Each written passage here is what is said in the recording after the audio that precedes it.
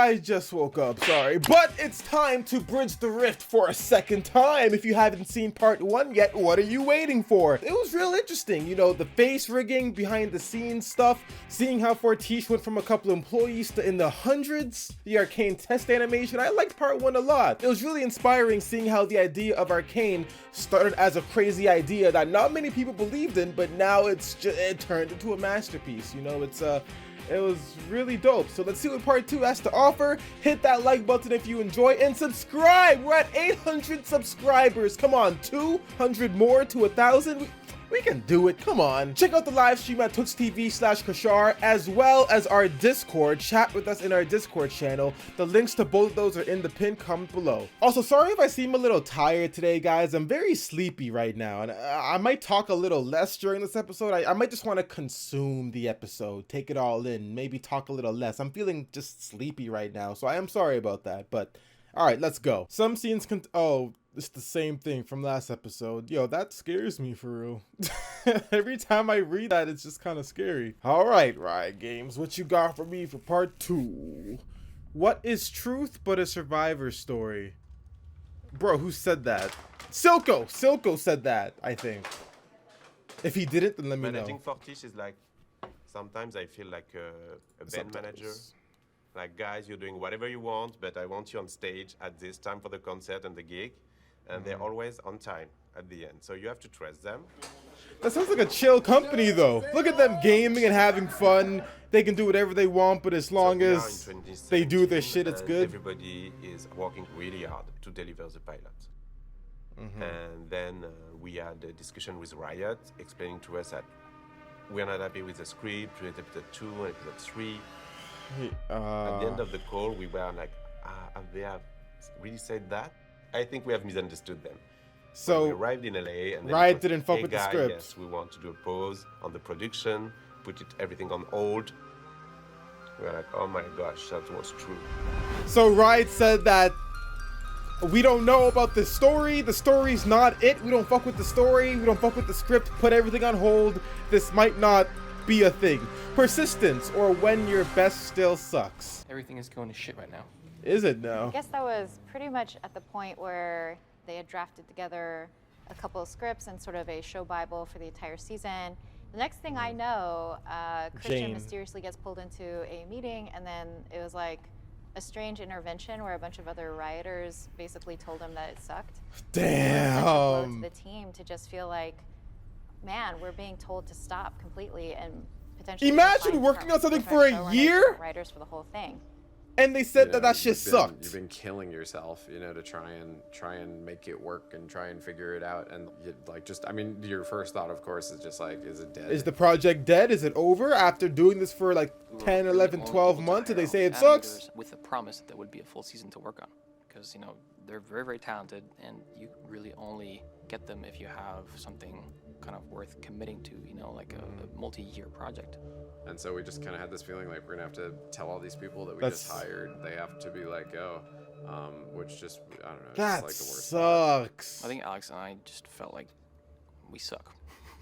Like we failed, you know? I would feel like that too. Again, imagine working on something for that long and it's your passion project. You have all these people working on the storyboard, the animation, even the test animations and the facial rigs and everything, just for like the higher ups to be like, yeah, this story kind of sucks donkey nuts, you know, put it on pause, you know, just stop what you're doing. Like, that must suck. Also, I wanted to say that this guy is doing some crazy multitasking. Wait, there's a scene. Oh, this is cool too. The rig of powder. But this guy with the keyboard on top. Where is it? The keyboard on top while drawing on the pad, and he's drawing left-handed. I'm guessing he's left-handed, but if he's not left-handed, then that's crazy. But left hand drawing and painting, and you know, and then the right hand on the, bro, I don't know, that looks sick as hell. Christian's a tortured artist who can't let himself not do something great. He's ambitious that. He will will it into existence because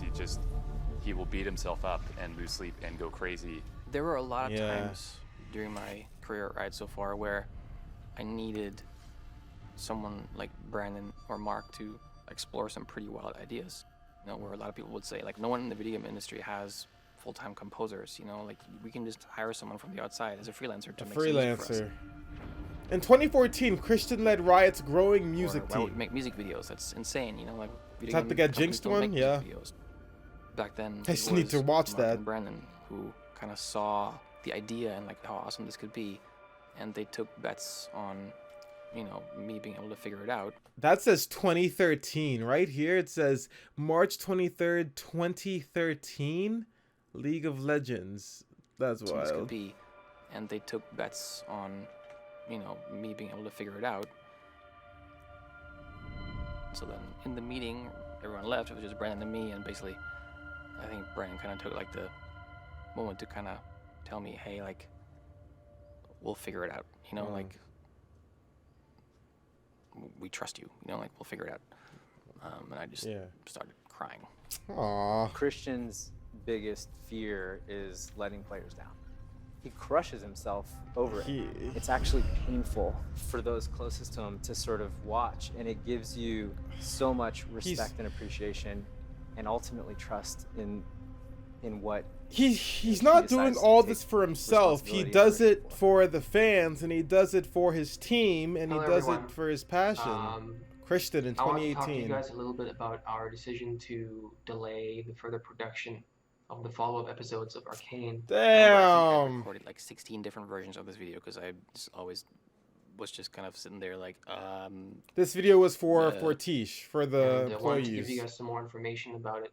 You know, why, what our plan is, and so on. And I'm sure you've heard from...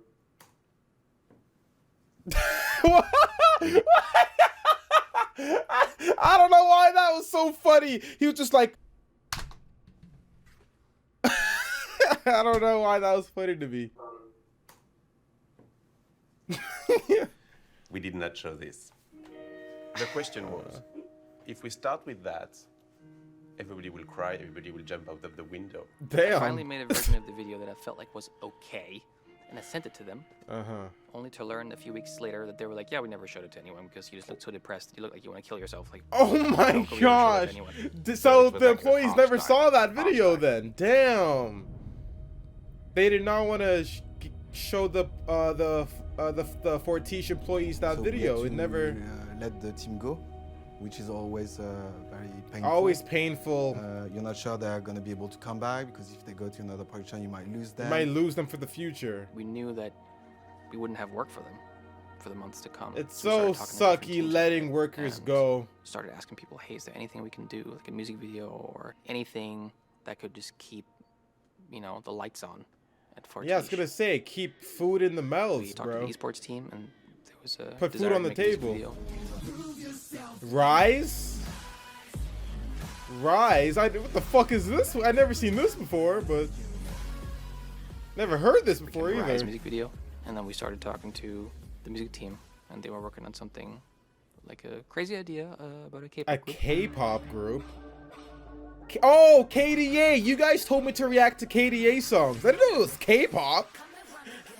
I thought KDA was just like... So they did two I did not music think it was videos with us, K-pop. which I think are still some of the best, if not the two best, Nicolo. on our YouTube channel. Thank God, Alex and I are shit at our jobs, because if we hadn't taken that extra time to develop the story, the KDA Popstars music video and the Rise music video would have never happened. That's actually crazy to think about. Like, yes, it sucks that, you know, Fortiche and, you know, the Arcane idea kind of got delayed and put on the back burner because, you know, the story wasn't good enough at that time, so they had to let people go or work on other things. So, yeah, it sucks that it happened, but if that didn't happen, then, you know, KDA and, you know, the Rise music video and probably many other music videos that I don't even know of, those would have never happened, or at least not in that time frame. Like the failure of Arcane in that point of time gave rise to KDA and all that. That's really cool to so it's like, oh, it's a good thing we're shit at our jobs because, you know. Ces deux clips nous ont permis aussi de résoudre certains petits problèmes techniques qu'on pouvait avoir qu'on avait pu avoir sur le pilote et d'affirmer un peu plus le style de la série. So, you're welcome. I do gotta watch these music videos. Wait, I know this song! I've heard this song before. I don't know where though. Maybe my friend played it in the car or something, or maybe on like a Twitch stream. A poor cripple in the Undercity. The moment I stepped foot in Piltover. Oh yeah, I remember this episode. Of a patron or a name. Crazy how Viktor looked healthier.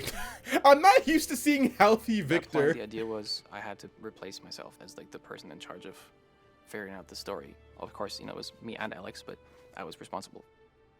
We just knew we had to hire someone who's to help you with the story, and as writers and that kind of stuff. Yeah, and that's what we tried to do.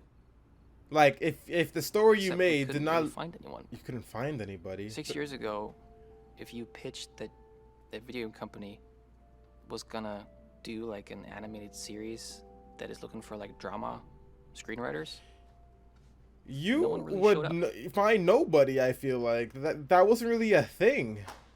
That wasn't really a thing back then. People were in for the wrong reasons, you know. Where it was like, well, I mean, League of Legends and Riot is big, but they didn't really care about the characters that much.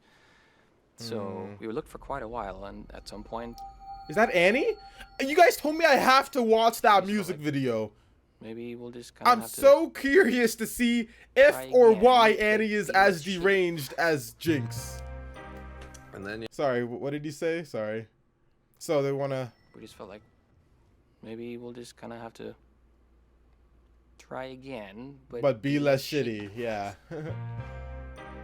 And then yeah, I mean it was just start over. Square one. Look what we do. This when we started talking to showrunners. You know, like who could we bring in to just be an advisor? An advisor to make our story less shit. She was a showrunner. Monica Macer Lost was someone who was really passionate about mentoring people, and she really helped us find the right way to realize our vision, you know, without necessarily being like, here's what you have to do.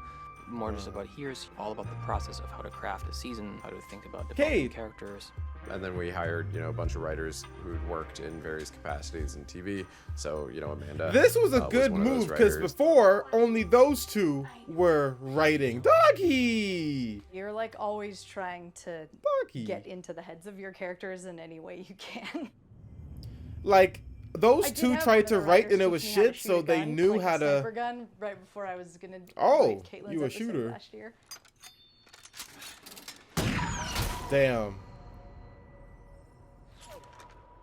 We're in my house, and I have a little office here where I do my writing. Oh, nice. Can you show me that? Sure. Through the kitchen, into my nook. I have these lights I turn on at night to sort of inspire me. Oh, her LEDs? Yeah. I'm telling you, bro. Every creative mind has LEDs. I don't know if you guys see this background, but see those lights up there in the background? Those are my LED lights and my room in the back, like, moving. It's like a picture of my room moving, but I'm telling you, every creative mind has LED lights. Y'all think I'm playing, but I got LED lights all around me right now. You know what I'm saying? Man, I'm gonna turn it red real quick. I'm feeling red today. They inspire me. Y'all think I poop out this amazing content without LED lights? Come on. All right, sorry. Back to the video. They'll have scripts that they'll send over to you as kind of a sample of their work. And Amanda, I think with hers, it was comic book video game scientist, and her story was about a future world where we've colonized the moon. And I was like, this seems like it could be a good fit for us. I would prefer not to have a punching bag in my living room, but yeah, I was gonna say, like, damn, that's just really just sitting there. I actually never thought about how my kung fu translates to learning how Vi's a fighter. Rotten luck, boys. But there's a fight scene in episode 5 of Savika. season 1. Damn, I remember that. Episode I wrote. That was a good scene with the One of music things playing I'm, in the so proud of background. is it's like between two women with like a different body type, different, like both like really muscular. They're doing moves that you haven't necessarily seen women do before on screen. Crazy I always think episode. of fight scenes as like being just like another talking drama scene. Like there has to be a turn, there has to be motivations. You have to learn something new about the character in the fight that you didn't know before. Which was I'll give her your regards. so cool. And then Kate saves her. Yeah. Beautiful. And then, of course, she's saved by another woman. Wow, three women in one scene? We both said the same thing. We both said the same thing, bro. That is so funny. That is so funny. She's saved by another woman. 3 women in a fight scene. It's fucking dope. So. Amanda just has a really honest voice in her dialogue that is just really grounded emotionally. I like Amanda. Oh, the Jinx chair. I remember this moment when Alex and I were really wrestling with the last words that Jinx was saying to Vi in season 1. And then Jinx like looks Amanda beautiful took in the that script scene, but and solved broken. it in like, I don't know, an hour. I thought maybe you could love me like you used to. Ah! Even though I'm different. Different. You guys told me that was a parallel to like episode 1, 2, what was it, episode 3, where Vi was like, what makes you different makes you stronger, and now she said like she's different, and now Vi, oh god. Even though I'm different. I'm good, don't worry, I'm good. I'm over it now. But you changed too. Everybody changed. So, here's to the new us. Amanda just wrote that. I never saw Kate Schlumped here before. Wait. I didn't know Kate was schlumped in the scene. Here's to the new us. Damn, she got knocked out. We're just like, yep, that, and we just couldn't do that, you know. I think the biggest change from that was a great the way we were dialogue from looking her at it though. before was it was very plot heavy, right? It's very focused on kind of like what's the problem that has to get solved, who's gonna fight who. What I think most improved after kind of working with these writers was sort of like the emotional story for the characters. I'm quite proud of the cold open too. I'm just seeing what she's writing. The beginning of the season with the bridge. The beginning of the season. The cold open used to be the cold open from episode 3 when Silco was drowning. I sort of went out on a limb being like, so guys, I know you hired me to help out with the show and whatever, but you need to change the pilot. That's a lovely poetic. So the pilot was originally gonna which be is Silco these two drowning? sisters being torn apart. Interesting. So we almost never got this bridge scene at the beginning. Yeah, Silco drowning was supposed to be the start of episode 1. I'm glad they changed that because I think that would have kind of, yeah, I'm glad they changed that. The bridge scene in episode 1, way better as an opening to the series, definitely. Oh, and by the way, we have this TV show, which probably is going to cost us, a lot, a massive 9-digit budget. There is a lot of risk in this. To be completely honest, Niccolo and I were always on like completely opposite spectrums. How so? He's a business person. He's someone who's just extremely smart. He's rational and you're crazy. He doesn't really let himself get carried away by like his emotions. And then you're emotional. I see that now. And you're the opposite. Yeah. I always have opinions. I'm always, emotionally attached to the stuff that I work on. Yeah.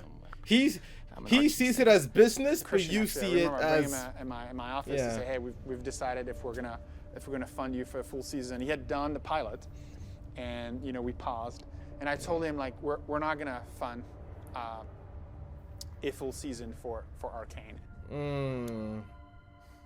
Oh. And then I told him like I think it's really important you understand why, because you and I can be on a different page, but it's very important you understand where I'm coming from. What? And the reason I'm not going to validate you to move to a full season is because I'm going to allow you to move to multiple seasons. So, I kind of trolled him. Oh, bro, that got me. I'm like, what do you mean you're not funding him for a season? Like, they just finished the pilot, and now you're saying you're not funding a season of Arcane? What was the point of that all then? Like, what do you mean I'm not going to fund you for the season because we're going to do multiple seasons? Bro, I would have cried on the spot. You did troll him. A bit. He pulled a bit of a prank. Yeah. And I think he was really pissed at me for this. I would be too. Holy. Definitely gave me the trust that I needed. But I'm glad it worked out. Develop Arcane the way that Fortiche and our team at Riot needed to do it. Which yeah. was not the easy way, but like really this like pursuit of like, hey, this is what we think our audience wants, and it's ambitious and crazy. but we need you to trust us. Sometimes you gotta be ambitious as crazy to get what committed to you players want done. because nothing's going to be easy. There will be many moments where you want to give up. I know Christian went through this multiple times. We went through this multiple times, and you need to have the grit and the courage to continue for players. As we were looking at Riot really does things for the players, and we started to think about how are we gonna do the first development of season 2 at the same time. That's when we started looking for someone to help figuring out the production scale a bit more. No, doing season 1 and starting on season 2 at the same time, that might be really difficult to nail. I feel like you can't spread yourself so thin. So it was tough because we couldn't find the right culture fit. A lot of people kind of shied away from like, hey, this isn't normal TV. This isn't normal animation. It's different. I think I'm just gonna go, you know. I'm a dip. I'm going animation studio out there, right? Not what I signed up for. But finally, one time I got connected with a woman named Melinda Dilger. Melinda Dilger. Guys. Hey, Melinda. Oh, of course. Welcome to Casa de Dilger. Great to be here. Where's the snacks at? Head of production, Riot Games. This is Willie Nelson. He's the boss. Why does of every right person here here have a dog? He loves it. He loves his job. Yes. Does every like CEO, animator, production leader have a dog? She just also had experience. Like I mentioned some of the issues that we were dealing with, and she seemed unfazed by it. This is where all my meetings happen. It's very exciting. It's where the magic happens. It's where I burn off my energy, and I got that when I worked on Mary Poppins Returns, which is kind of cool. Yeah. Never watched that, but sounds cool. All of the stakeholders. Mary Poppins is the girl with the umbrella, right? I literally told them, you better not pick this up. I like her. She's awesome. If you pick this up, I'm gonna kill you. I was producing by the time I was 24. That was when I was really young. I worked on Darkwing Duck. That was my very first animated show to be on as production assistant. I was working on Goof Troop, Aladdin. Aladdin? I won an Annie Award. Oh, I like you now. Here, this is in case you guys don't know, I love Aladdin. My favorite movie. Disney movie, I should say. I know whenever people tell me, they're like, oh my gosh, I watched that as a child. I'm like, oh. I was on that. But it's okay. Oh, so. It's okay. You know, now everybody looks at me and they say, we're so glad we have somebody with so much experience on the show, which really equates to old, but it's okay. I can take it, you know. Riot's a very young company. And I am rolling. It is. All right. I think you've had enough, mate. Yeah, the team health when I first started wasn't so great. Everyone was like... Yikes. Everyone was kinda... I was like, man, this team, they need some loving. This team got some PTSD. Making the show that kind of set out with Arcane, you know, with the right designs for these characters that work in our IP, you know, this fantasy world. The pursuit of creative work. You can tell COVID just hit because everyone has a mask now. The expectation is that, you know, work on something creatively where you're gonna have no pressure or no feeling of like being overwhelmed at times, then you're working on something the world is gonna forget. By then, I think I was super exhausted because I was like 3 years into the project or something. I know Christian was exhausted, Alex's beat, and like she brought in that new energy and just sort of this like, yep, let's pick it up and let's. Yeah, when you're in a project for that long and it feels like, yeah, you're making progress, but you're not making progress at the rate that you want to, and then all these setbacks and delays, you know, 3 years later, I would be exhausted too, you know, like what the hell? And then I'm glad that, you know, homegirl over here came through and brought life back into the project again, and you know, yeah, that's really nice, you know, like she brought hope. Let's go. How are you guys feeling? Are you exhausted? Right? Are you okay to keep going? From what I was hearing, it was just taking them a long time to kind of get their bearings. And let's face it, Fortiche, our animation partner studio in Paris, they had also never produced a series. So you have a bunch of newbies trying to figure this out, and lo and behold, it is really a difficult process. It's hard. It's a challenging one, even for those of us that have been in the business for a really long time. Because no one has really done something like this before. Strategy Sorry, I hit the meeting mic. that answers all the questions of the universe. That was a Rosebud meeting. For Riot and beyond. The Rosebud You're meeting. missing the Rosebud. Melinda was always someone that is... Sorry, I'm looking at the thing in the back here, the little bookcase here, and see who I recognize. That's Spider-Man right there. I don't recognize anybody else, but I feel like I should, bro. I don't know. I'm just looking. Is that Ekko right there? Ekko and Vi right there, and a Poro in the back. That's Kate right there. What's this? Is this Halo? Or I don't even know what that is, but The Rosebud meeting. Melinda was always someone that is extremely inspiring to the team and creating a team atmosphere where it's okay when things are tough, as long as you just kind of believe in the team and have the right dream together. Like, you know, well, you know, you can get everything in New York like that. Oh, gee. Oh, God, I can't. Oh. See, you guys That's didn't think cute. you'd be on behind the scenes, and here you are. There's Eric Bergman, our post supervisor. Hi, Eric's used to all the publicity. Eric, you're on mute. See, this is what we do every Zoom call. Hello. Somebody's always on mute. Yeah. that's so I dope. just Look came at in the and kinda rolled squad. up Look my at the sleeves and team. went from department by department, just trying to get everybody together. Trying to and rally get to know everybody. Each individual on the team as a person. This is a French studio and there's no wine. IPA. It's like there's two teams, the beer team and the wine team. Well, where's the wine team? Where's the wine team? I want to go over there. And that's part of building team trust. And then you can start to actually solve the problems. Dig deep. That's what you got to do. She's really rallying the team and So bringing this life is back our into the production team. Schedule. In March of 2020, that's when this started. And then In it the goes height all of the way COVID, through basically. The last episode. Well, Because the start, this is the the height. first series Riot's ever done. A lot of things are getting figured out and developed as we go along in production. So it's taking a little bit. Holy shit, that's a... Hold on, sorry. I'm looking at this lighting and rendering and assets and... Figured out. Holy, international dubbing. Oh, my head hurts just looking at all this, bro. Animation. And develop. Matte paintings, cam map. We go along. Oh my goodness. Mixing, pre-mix, mix prep.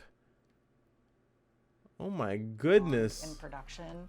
So it's taking a little bit longer than it typically would on a television series that's all thought out. Everything's figured out way ahead of time. This is like, how can we make this more unique and more special than any other show on television? Let's take our time and do it right. Yeah, that's And if it takes us a little bit quality longer to get over those like scripts done, rushing. That's what we do. There's a natural balance of power, and you just gave everybody nukes. Congratulations, you fucked up, right? This is the thing that's always been They're all talking fuzzy about to the me, story. is just kind of how we end this episode with the Viktor Singe thing. Yes, I would love Singed. to bring Vi back into Caitlyn's mind in this episode in some way.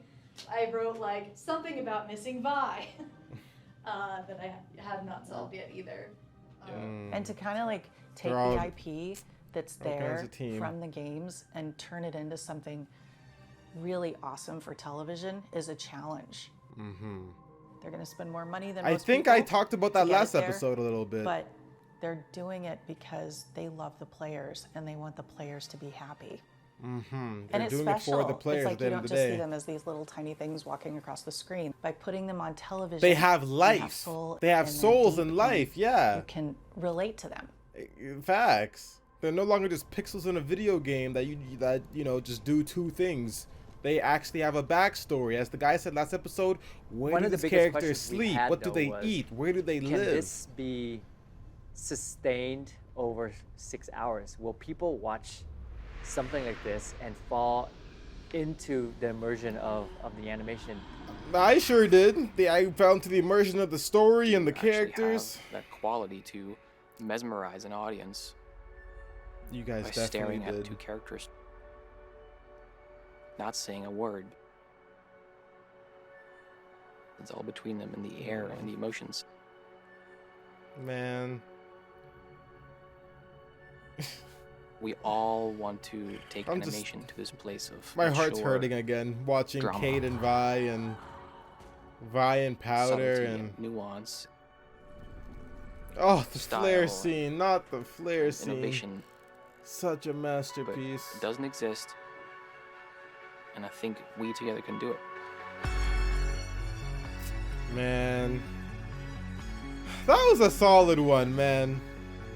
That was definitely a solid episode. This episode was definitely more chill, you know?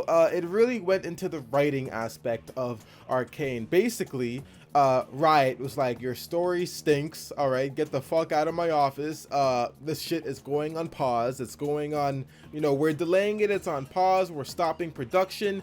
That's basically what they said. Christian and them, they basically knew that they needed help because, you know, clearly they can't write a good story by themselves, you know. They are proud enough to admit that. So they got outside help from Amanda and Melinda, and, you know, just they really brought the secret recipe that they were missing, you know. They needed help with writing, and they needed help to bring the company and the employees just together, bring life back into the project. And that's the link that they may have been missing, you know, like, and it's really dope that you know, the project pretty much got revived again. You know, it got funded for multiple seasons. It got revived because of that. I think this serves as a lesson that, you know, yeah, you can be ambitious and go towards your dreams and have goals and have crazy ideas, but sometimes you can't execute it all on your own.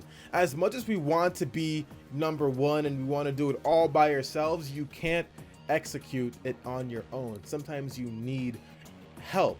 Friends, family, or, you know, what they did, they looked for writers, and, you know, like they knew their product was not good enough with just them. I think that's a lesson that I need to learn myself. I try to do everything by myself. I don't like asking for help, and I want to be the one who does everything. But to get places in life, sometimes you need, you know, a team. You need, you know what I'm saying?